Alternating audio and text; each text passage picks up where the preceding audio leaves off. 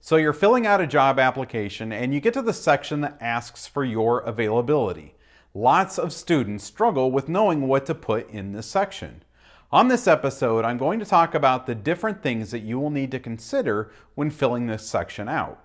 I'm also going to tell you what hiring managers say they would like to see on this section of applications.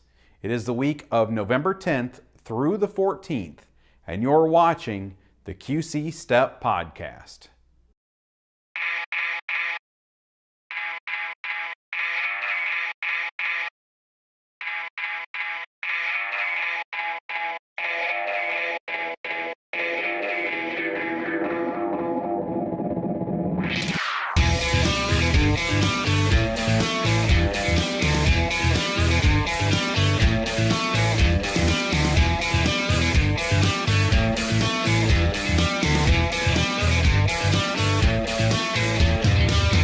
Hi, and welcome to this week's episode of the QC Step Podcast. My name is Corey Finneran.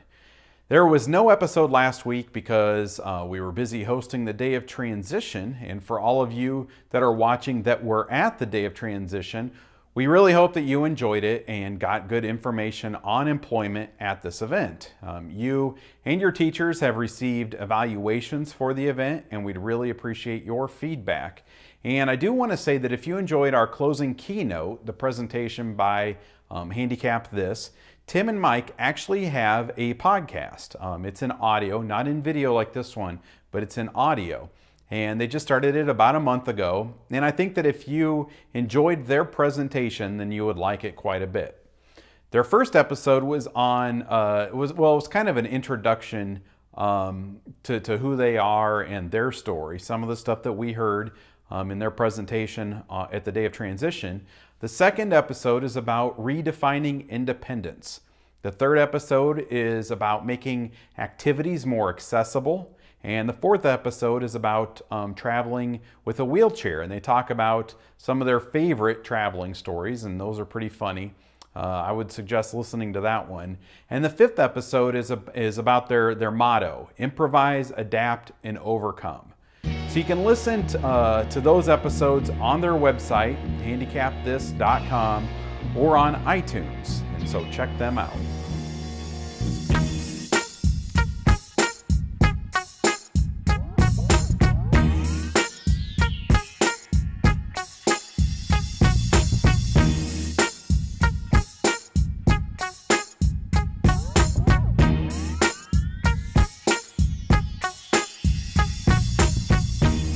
Gary recently told me that a certain employment topic came up when he was at Rock Island High School.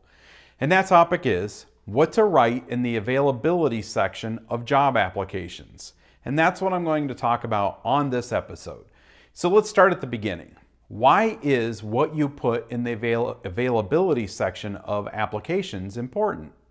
One of the employers that was at the Day of Transition said that the availability section of applications, that's the first thing that she looks at when reviewing these applications. And if that's the first thing that hiring manager looks at, you can be certain it's the first thing that other hiring managers look at too. So what does that tell us? If we don't fill out this section right, chances are they won't continue looking at the application. Having lots of experience or lots of skills, that means nothing if they don't get past the availability section of your application. So let's talk about what we should put in that portion of applications. You want this job, and so the best thing to put on each day that's listed is anytime, right? You're open, where it says to open anytime, to close anytime, or to say that you're available all the time. That's the best thing to do, right? No. At the Day of Transition, that same hiring manager said that they want specific information about availability because they are looking for people to fill certain time slots. First off, you're in school, so you're not available anytime. You're not available while you're at school. So don't say that you're available anytime on the weekends. They want to know what time you can start and how late you can work.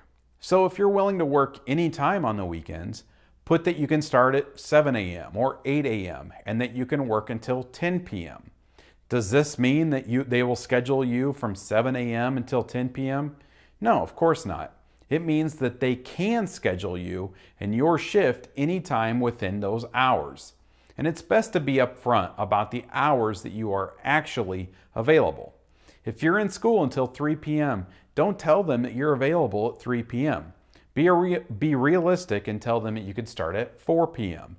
So now let's shift gears a little bit. We've established that it's good to be specific about the hours that you are available to work, but let's talk now about the importance of actually being available. The more that you are available to work, the better your chances are of being hired. And if you don't make yourself available to work, why would hiring managers want to bring you on? If you're not going to make yourself available to work, you honestly might as well not waste your time filling out the applications. So don't turn in an application and say that you're available for 3 hours on Friday and 2 hours on Tuesday. You know, that's not going to get you a job. In discussing this point on being available, I'm going to focus on weekends. If you're in high school and you're looking for a part-time job, if you're not willing to work weekends, don't even bother applying. As a part-time high school worker, one of your roles, especially in retail, is to work the shifts, to work shifts that would give the full-time workers days off. And to think that you can work a part-time job while you're in high school and not work weekends, it's just not realistic. And if you expect weekends off, hiring managers won't be calling you for an interview because they won't be looking past the availability section of your application. I got my first job when I was 16, and I worked 9 years before I started getting weekends off. My brother, he's in his mid-30s, he's in management for his employer, and he works weekends still. So it's not really that practical to think that you deserve or you should be entitled to weekends off. If, as a teenager, you're going into a part-time job, you feel that you deserve something or that you're entitled to something, things are not going to go well for you. And this really goes for once you get the job too. You aren't entitled to a raise and you're not entitled to a promotion. Work hard and exceed expectations, and then good things will happen. It's important to know your role with employment. And like I said earlier, your role as a part-time high school worker is to work the shifts that the full-time employees or the employees with more experience don't work, which means working weekends, it means working evenings, it means working holidays.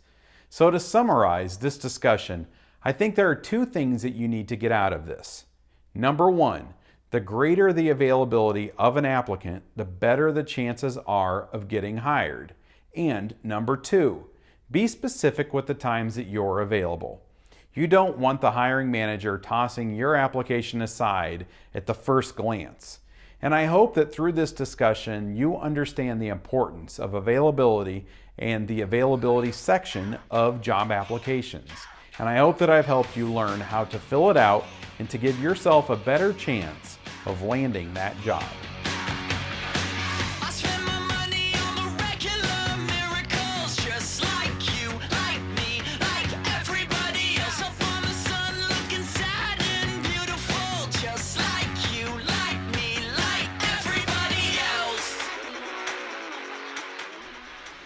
A lot of the seasonal hiring is done, and if you were hired for a seasonal position and you need help filling out the new hire paperwork, we have a video to help you fill out those tax forms.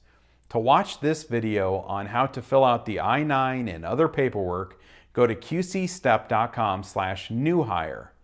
You can connect with QC Step through Facebook, Twitter, and Instagram. Join the Facebook group at qcstep.com/Facebook. And we are at QC Step on Twitter and Instagram. And these are good ways to communicate with us. If you have employment questions, you can get them answered immediately or on the podcast by posting them in the Facebook group or tweeting them to me. If you're filling out an application and you're not sure how to answer something that's on that application, or if you're not sure how to prepare for a question that you might face in a job interview, then you can use Facebook or Twitter.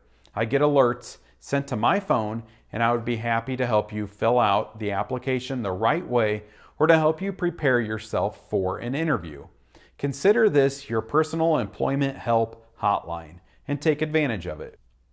And even if you don't have questions, by joining the Facebook group, you can see the questions that other people might have, and that information may help you down the road. I also think everyone benefits when you and your class send in questions on the employment for me to talk about on the podcast. Rock Island High School and Mercer County High School have given me a handful of topics, and as of right now, I don't have the topic for next week's episode planned yet. So when you're done watching this, let your teacher know if you have a question on employment and on work that I could discuss on next week's episode. Maybe it's about the job search or applications or interviews, or maybe you have a question about handling a specific situation on the job. Submit those to me on Facebook, tweet them to me, or you could ask your teachers to email it to me, info@qcstep.com. Thanks for watching this week's episode, and I will be back next week with another episode of the QC Step Podcast.